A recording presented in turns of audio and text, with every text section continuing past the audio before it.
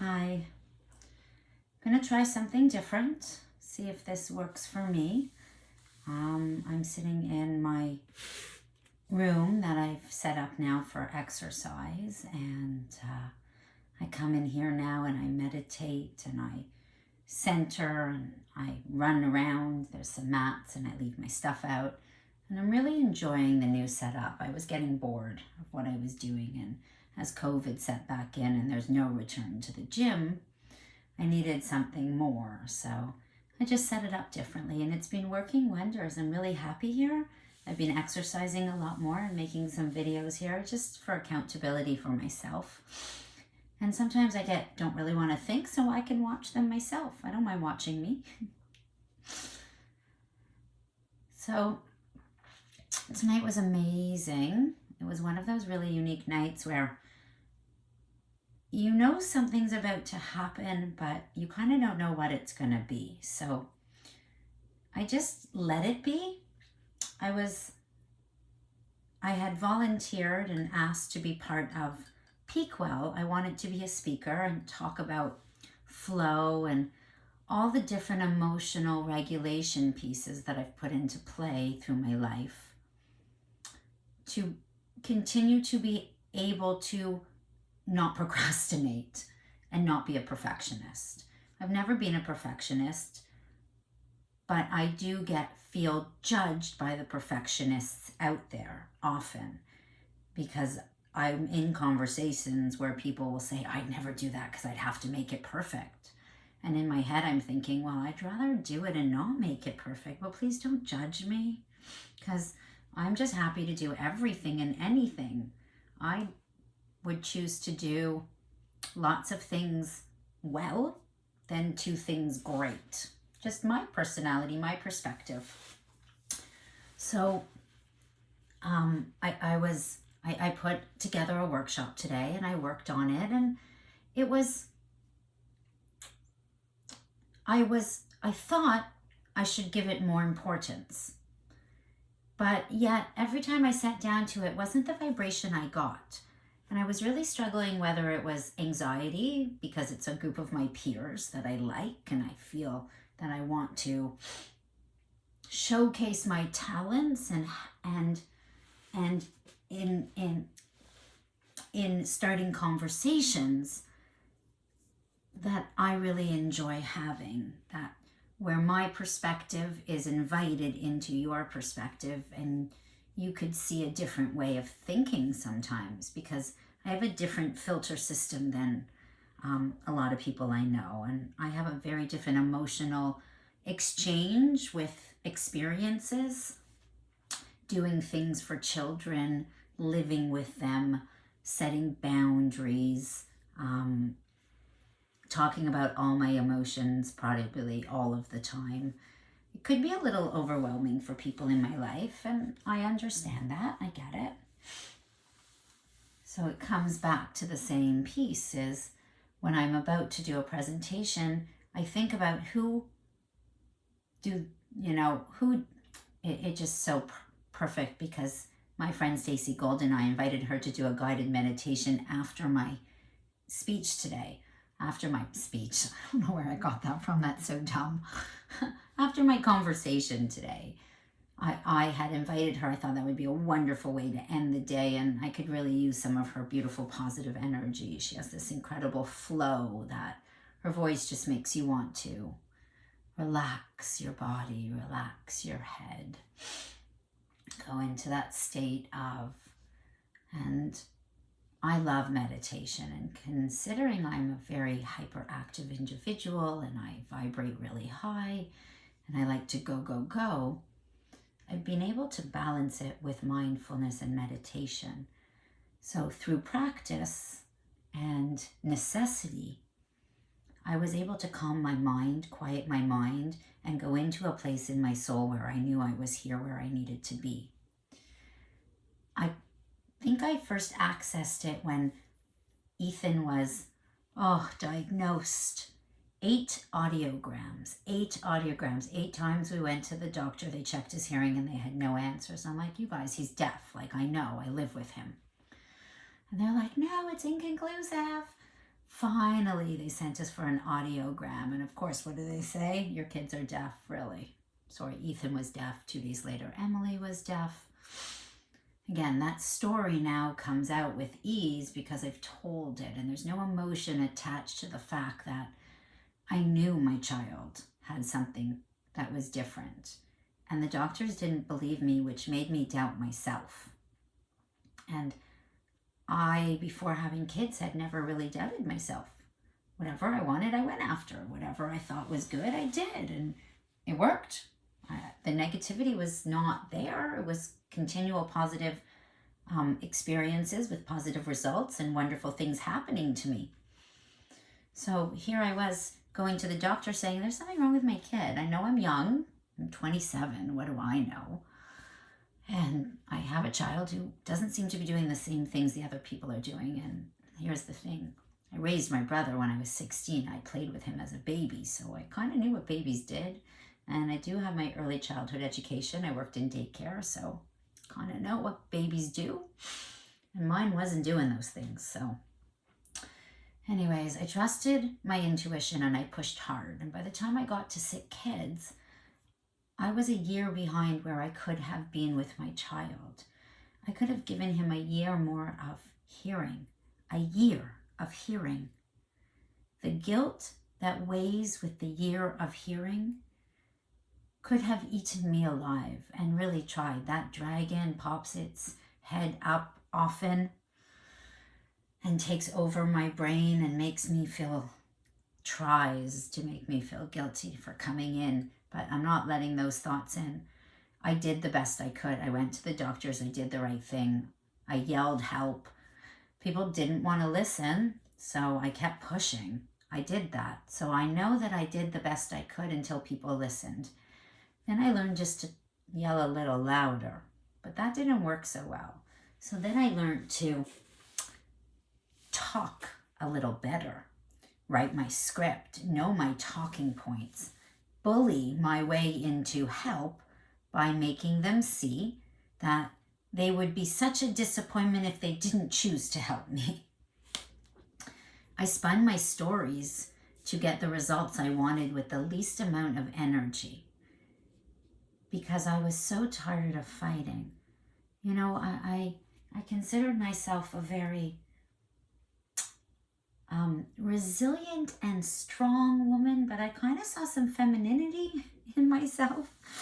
Early on, I liked looking like a woman. I liked acting. I love chivalrous men.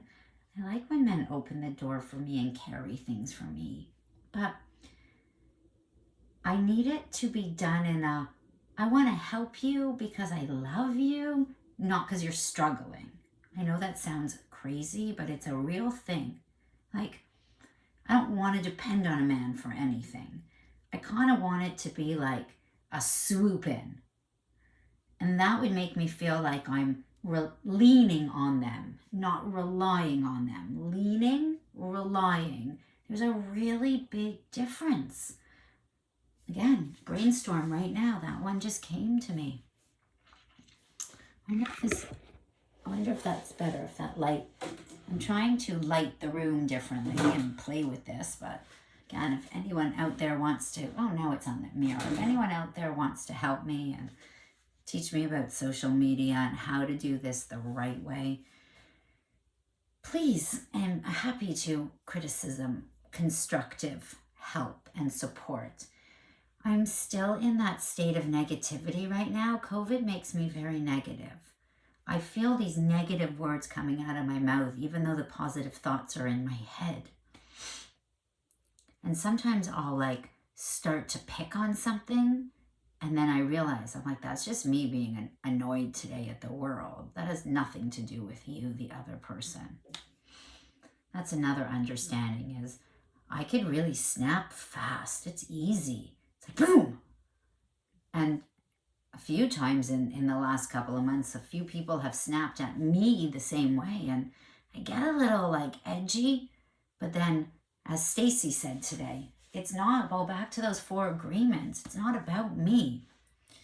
We are vibrating at in a world that we have not maneuvered through before, and it is difficult, and people are struggling.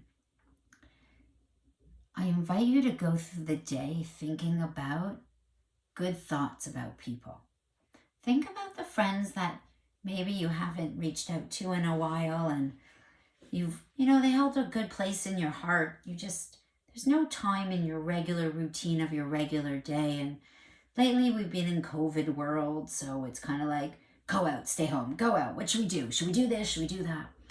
Maybe now it's kind of saying, okay, we know we have a month ahead of us. It sucks. There's no getting away from the fact that I feel trapped and lonely and miserable, and I want my life back. That is reality. I'm pretty sure everyone feels the same way I do. But in the meantime, I'm here. This is my space. I can be present every day and make the most of every day. Or I can be angry about what I didn't do yesterday. That's pretty easy. Although not this week. This week I've been accountable every single day. Even now, I didn't exercise today. I still put on my clothes. I decided to do my video here early instead of in the bath. I needed to talk. I haven't even gotten to the point yet. So,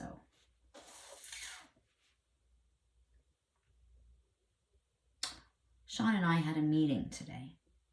Now, we have not spoken since Saturday, a text back and forth. I'm really respecting his space, although it's driving me absolutely crazy.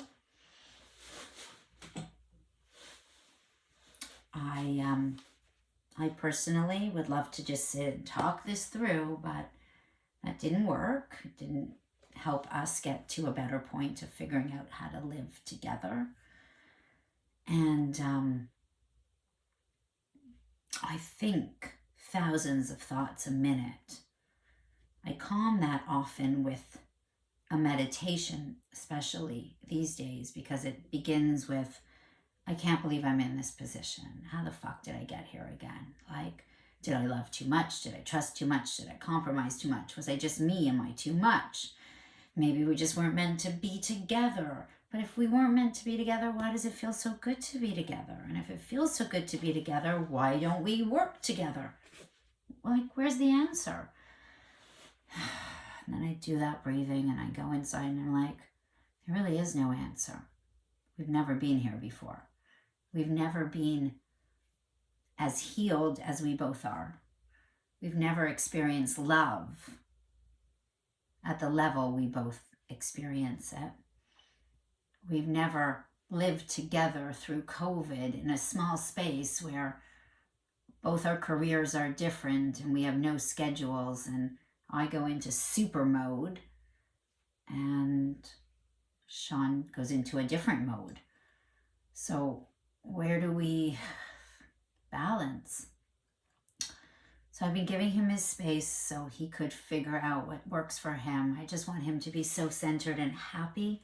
I want him to feel as powerful in his center as I see him. But he's had years of not being attached to his inner self and not feeling great about himself on the inside. He definitely portrayed it on the outside. And he was really good at the life he built from the outside. And he has all the pieces, great relationships with his family, in his opinion, great relationships with his friends, his experiences, close relationships with his children, again, his perspective. But now he's looking at life a little differently and thinking about what it means to, when someone does something to you and you say, no, that's not okay. That we don't swallow the behavior that hurts us.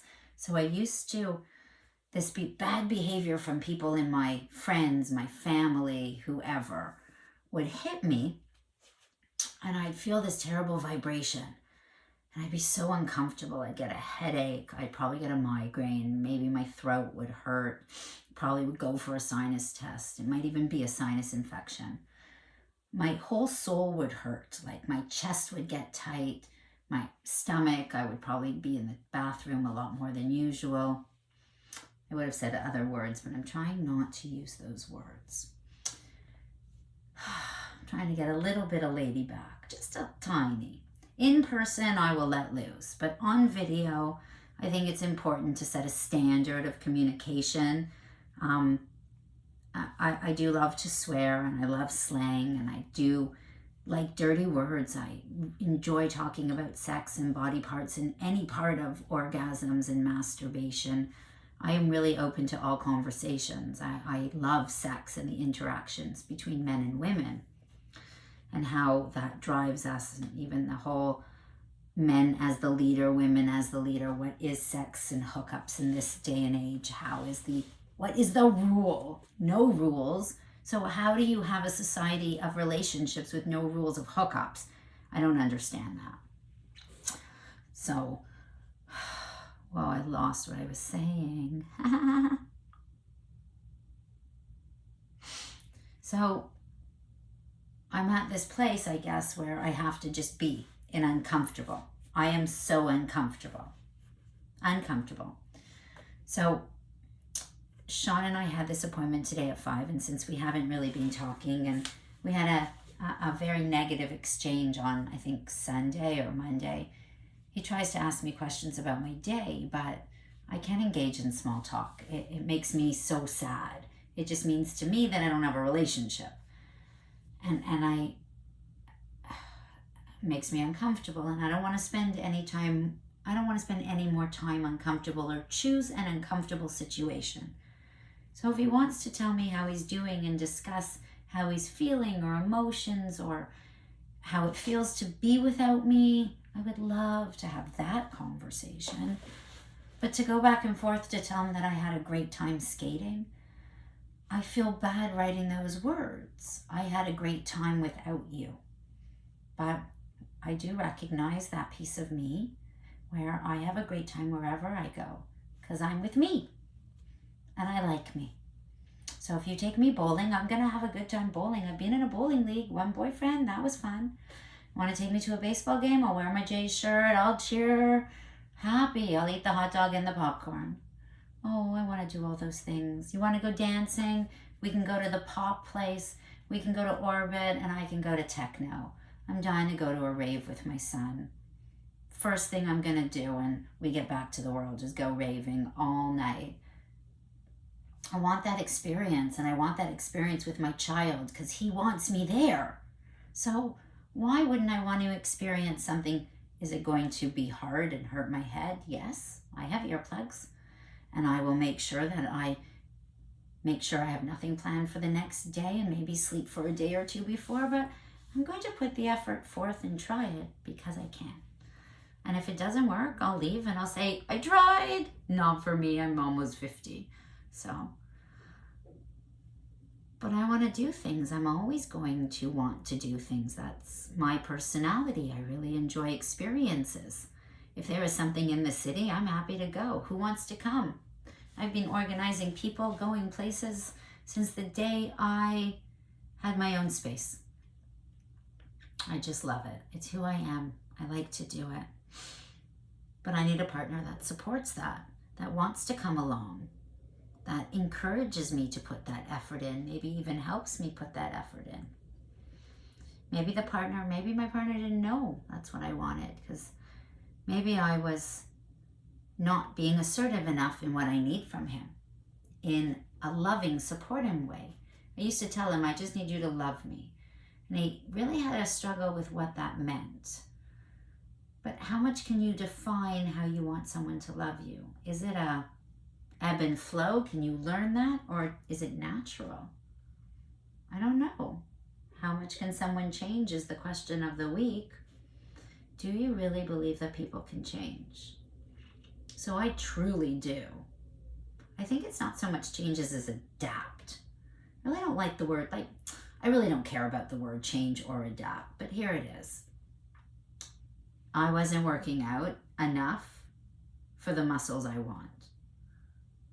So I have to decide, do I want to not work out or do I want the muscles? Which one is more important? So I decided the muscles were more important than the extra time not working out. So I put it in my schedule, and I've been able to show up for it now probably for 3 weeks. I would even say maybe 4. So do you consider that change? I do. I changed a habit. I got into a bad habit where I wasn't exercising for at least 6 months at the same rate as I used to. And I was maybe getting thinner, but the places that I was proud of, that I kept toned, were not so toned anymore. And I still have the ability to keep them toned, so I'm going to.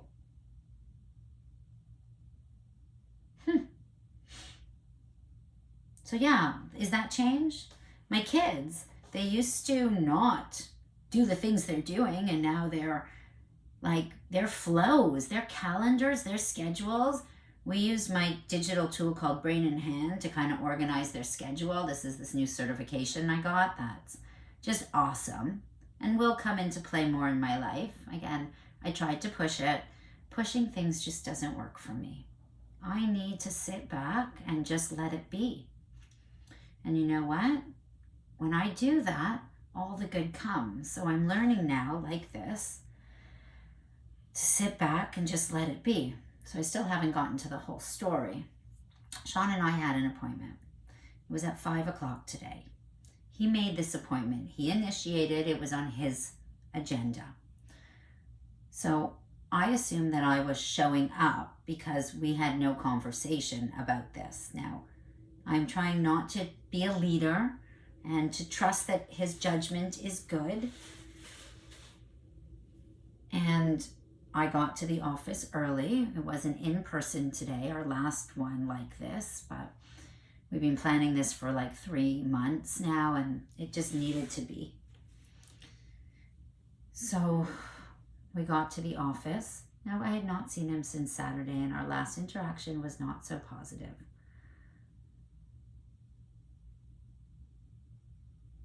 He just texted me as I was doing this. I texted him early to see something, and hold on. It's really disturbing. It's such an interesting feeling for me that I'm so attached to what a text could maybe say.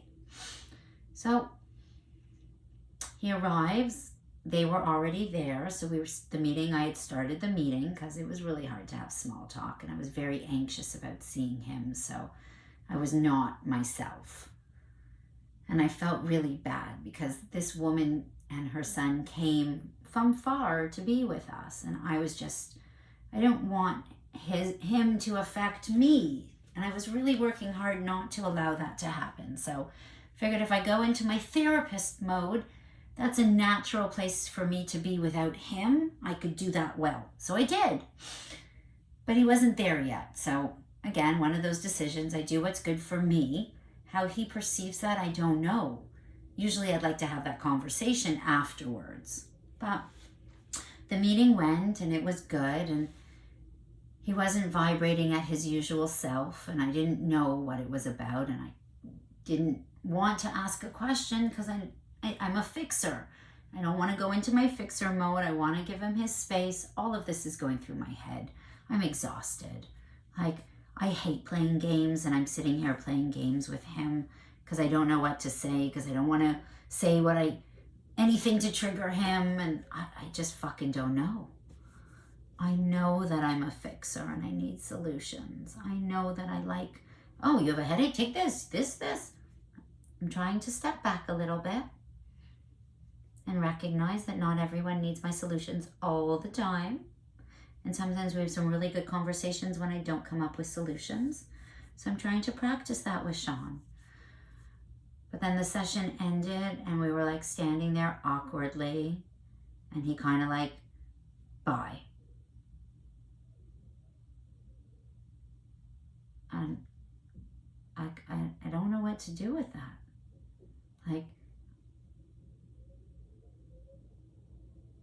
How...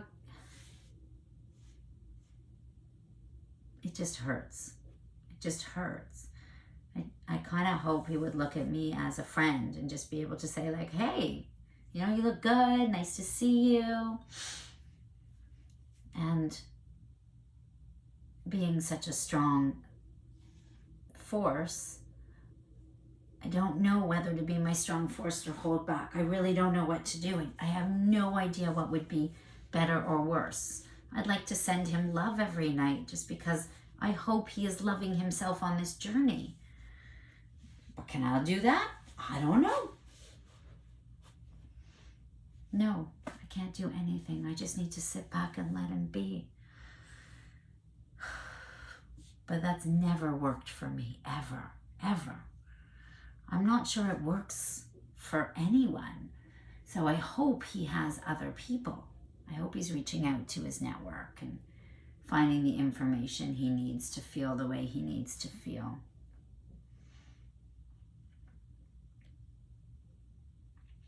But that place right now that I have of like, just not knowing anything, it's a very, very uncomfortable feeling. I think it's the first time that I haven't put like another plan into action. And like, usually if I was uncomfortable with a guy, I'd just get online and find another guy. I like the conversation, I like the feeling, I like the movement, knowing that I'm action. But at the same rate that I tell people to take action, I need to remind myself to step back and just be in that uncomfortable position. It's okay. Because I'm uncomfortable, I'm doing different activities and having different experiences than I would had I been in the same pattern. So once again, even though I had that uncomfortable afternoon, it ended up turning around because I really didn't want to talk tonight. I wanted to kind of just be, and we got online and it happened to just be the women that I have become friends with in Pequot, not Pequot members at large. And I think telling people to flow now when COVID is just starting and all this information is coming in, they're not living similar lives as I am, where I have my own space and I'm not worried about cooking or cleaning for other people. I just get to be me, and I'm working and I'm pretty chill in my environment. So I didn't feel like the workshop was going to be happening tonight. My daughter was here earlier and I had said to Emily, like, let me just run through it with you. And we talked about it. But I said, I don't know. I just have this weird feeling. So when we got on, I realized that it was just a few of us and we hadn't seen each other in a while, and everyone is really vibrating strongly. And there needed to get people needed to just breathe and their information. So we ended up doing that, and it was so beautiful to watch the conversation. And, a few people felt bad that I had put together a presentation. But again, once you put one together, it's always there. So anyone wants a flow, you want to have a conversation, would you like me to send you the presentation? Please, I'm happy to book some time and go through it, see if it works for you. So I didn't even feel bad. I wasn't attached to the flow. I'm attached to the people who show up. That's what drives me. So the conversation was wonderful tonight. I loved it. Oh my God. So Talia, Sean's daughter, bought me the best mug. Like, so sweet. She bought us Hanukkah gifts last year. I don't think I bought her one. And she's so good at gift giving.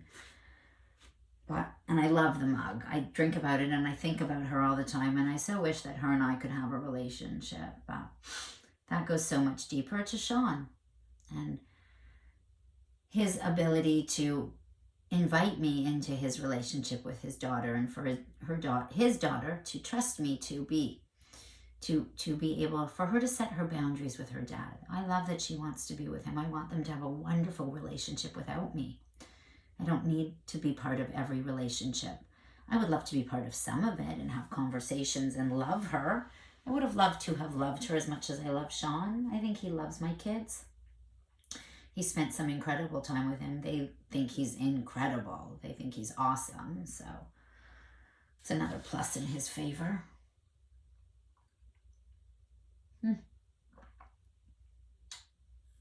Okay, so Sean wrote me a text and apologized, and I did not accept his apology. I don't think that he treated me with respect, and I have to remember that if I want respect, then I need to set my boundaries, and today I set that one. And he responded well. I had sent him an email in business language instead of in text, and he responded well, which was really nice.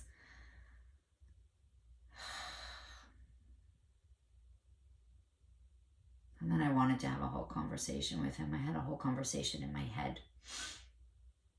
I wanted to tell him how hard it is and how lonely it is to not have your best friend at home.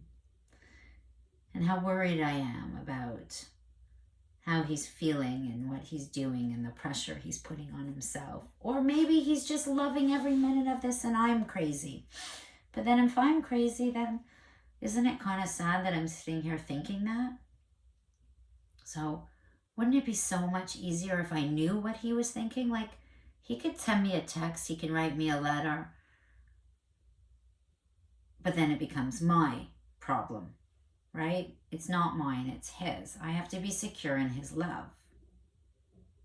I have to be secure that he is going to choose me, but I actually don't have that security.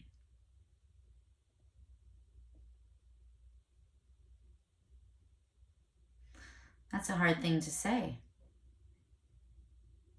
I'm not sure where that came from.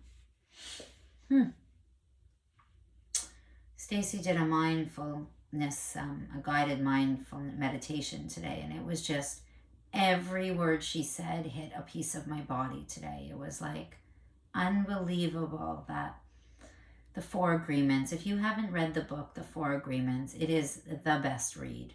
You can probably download it somewhere for free, no doubt. Buy it on Amazon. Indigo is still around, I think. You can buy it anywhere. If there's a bookstore, buy it there. $9.99, I think. One of the best reads. Audiobook also. I can't even remember the 4 of them. Right this second, I feel like here's where my dyslexia comes in. It's like I see the 4 things standing above me. I can't seem to pull the ideas down into my head. They're floating above. I see them all. I see the letters and the words. I can't put them together. It's a jumble. So just going to say, please read the book. Look it up online. But don't take offense. It's not about you.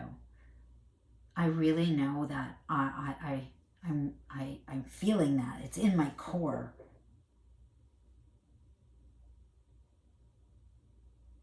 I heard a knock.